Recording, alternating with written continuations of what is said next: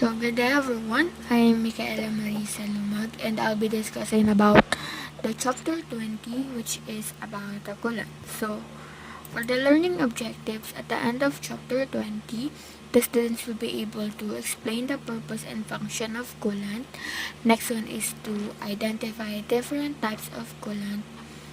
The third one, lastly, is demonstrate proper coolant maintenance. So, let's move on. Let's now talk about what is car coolant. So, car coolant, also known as antifreeze or radiator coolant. So, yung coolant, siya yung naglulubricate para dun sa mga sa mga moving parts ng isang engine, which is also nagproprotect din siya against sa damage ng water pump, head gasket, cylinder, and piston timing. So, let's move on about what does engine coolant do. So, coolant transfers heat and adds antifreeze protection to an engine. So, your condition. So, yung fuel, nababurn siya dun sa internal combustion engine para makapag-produce ng energy and para gumana yung isang kotse. Ngayon, yung heat na nakakreate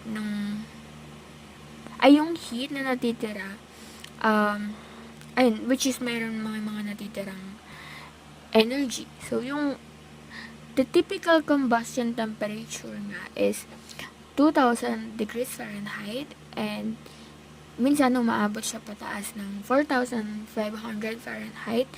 And also, yung melting point naman ng aluminum sa baba lang ng, approximately 1,225 Fahrenheit.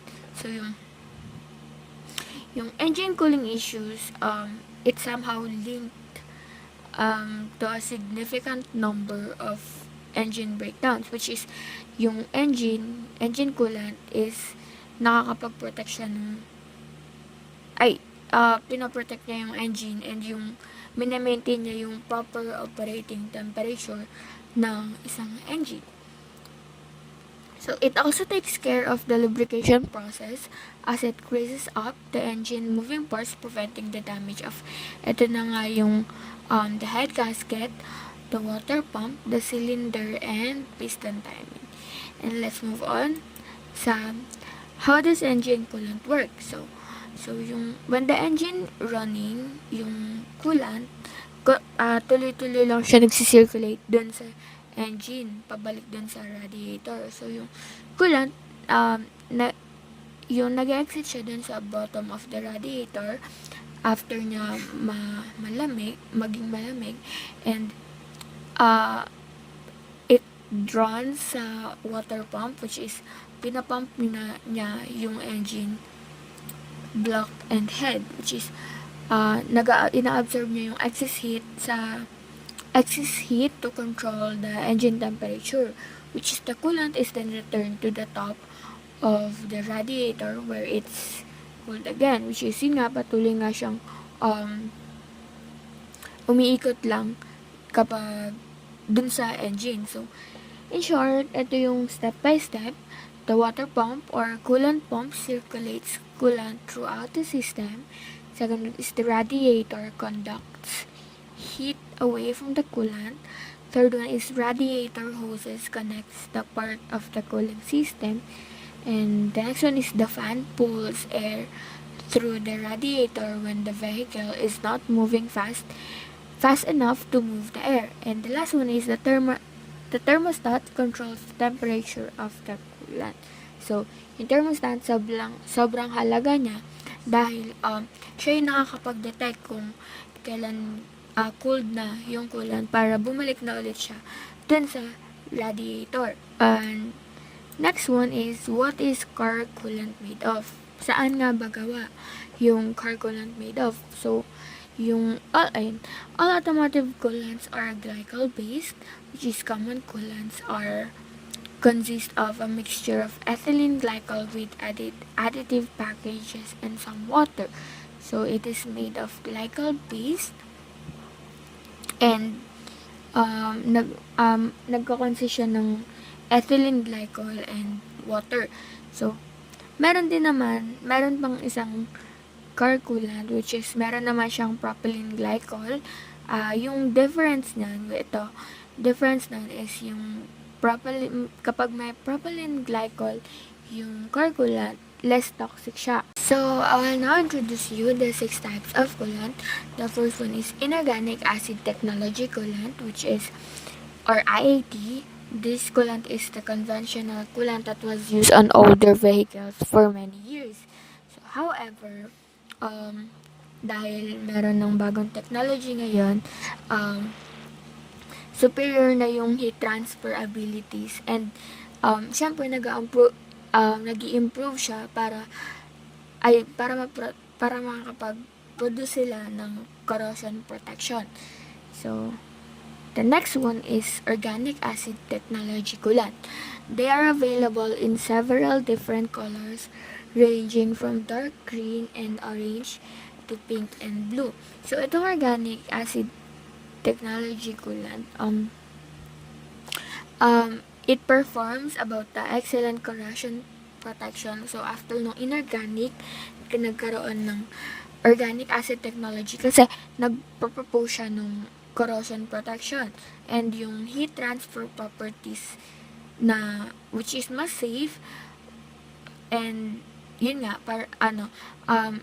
it also serve as long service life. So yung OAT, which is yung organic acid technology coolant fluid, okay siya for modern aluminum, and okay siya sa modern aluminum engine design, kaso it cost more than conventional antifreeze. So yun nga, mahal pa din. So the next one is hybrid organic acid technology. So hybrid organic acid technology coolant is yung pinagsama na inorganic additive technology and organic acid technology. So yung which is HOAT, yung popular siya ngayon sa mga vehicles or other transportation. So eto kasi well-rounded yung protection niya against corrosion. So let's move on about the phosphate-free HOAT or hybrid OAT. So as their name, wala siyang phosphate. So nape-prevent niya, or hindi na nila kailangan, parang doon pa lang, there's no possibilities na magkakaroon na ng corrosion kasi purely organic inhibitors siya. So, it is compatible with any antifreeze type, and they offer maximum heat transfer without silicate, potentially causing buildup. So, next one is phosphated HOAT. So, kabaligtaran ng phosphate-free, ito, meron siyang limited phosphate na, pero, yung limited phosphates niya, ina-aid niya doon yung correction. Parang, doon pa lang na sa mismong coolant niya is may protection na, which is nagkakaroon siya ng balance between newer organic and dun sa older inorganic additives. So, and the last one is silicated HOAT or CHOAT. So, eto naman, nagko-contain siya ng silicate additives to boost anti-corrosion abilities. So, it is making them more compatible with older cooling system designed for traditional silicated green antifreeze. So as newer vehicles shift toward aluminum and other metal alloys under the hood, so uh, ito yung latest phosphate-free, which is nagbe-blend siya and nagpro-provide siya ng advanced protection pero for older cars. Siya. Ito naman, how often should you change engine coolant? So, it also depends on your vehicle, which is, you may need a coolant designed for high mileage cars, one that's formulated for specific manufacturers, or one with specialized additives. So, generally, yung coolant system, kailangan siyang palitan every 50,000 miles. And sa mga bagong model naman, kailangan nire-require siya na palitan every 10,000 miles. So, Of course, importante din na ma-drain yung coolant and ma-refillan yung system kasi nalilesen yung pagkakaroon ng rust particles and yung dumi, which is nakakapagbara dun sa cooling system. And napapansin din na nagkakaroon ng mga floating objects kapag nag-drain ng coolant, which is yun na yung or di kaya kapag nagre-refill na may nakikita na may mga nag-float na object, which is sign na yun na kailangan magpalit ka na or linisan and palitan lagi-lagi yung engine coolant mo. So here are the engine coolant frequently asked questions. So the first one is, can I mix different types of coolant in my car? So hindi siya recommended kasi mixing different types of coolant in your car may cause the chemical reaction na nagkakaroon na it can reduce the effectiveness or even cause damage to your engine kasi parang yung effectiveness niya kasi siguro nababasa ng engine na pabago-bago or meron kasi talaga na engine na eto lang yung coolant na kailangan niya or meron talagang specific type of coolant para dun sa kotse na yon. Pero suggest lang if you should stick about the coolant na bibilin mo para dun sa kotse mo mismo kasi ayun magkakaroon nga siya pwede nga siyang mag-cause ng damage dun sa engine mo kapag papalit-palit ka or pinaghalo-halo mo yung different types of coolant. The second one is, what are the signs of low coolant levels in a car?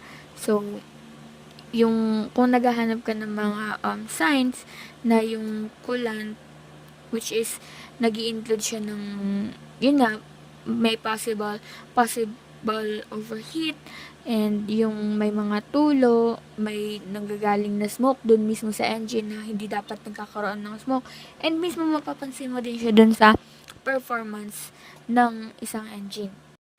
So here are the tips to protect your car coolant, and it pays to employ a few best practices, which is the first one is check strength and freeze protection level every couple of oil changes or at least once annually. Refractometers offers precise readings. So the second one is to maintain a 50-50 mix. Add premix antifreeze rather than pure distilled water over time. Kasi nagagamit din natin yung water para basta ginagamit din natin yung water if wala pa tayong pangkulan, which is this retains essential additive concentrations. Hindi kasi pwede na pure water lang lagi. So i-maintain din natin na 50% of it are water and 50% of it is coolant. So third one is to roughly flush and replace coolant every 3 to 5 years or 30,000 to 50,000 miles per manufacturer guidelines. This cycle keeps corrosion protection fresh.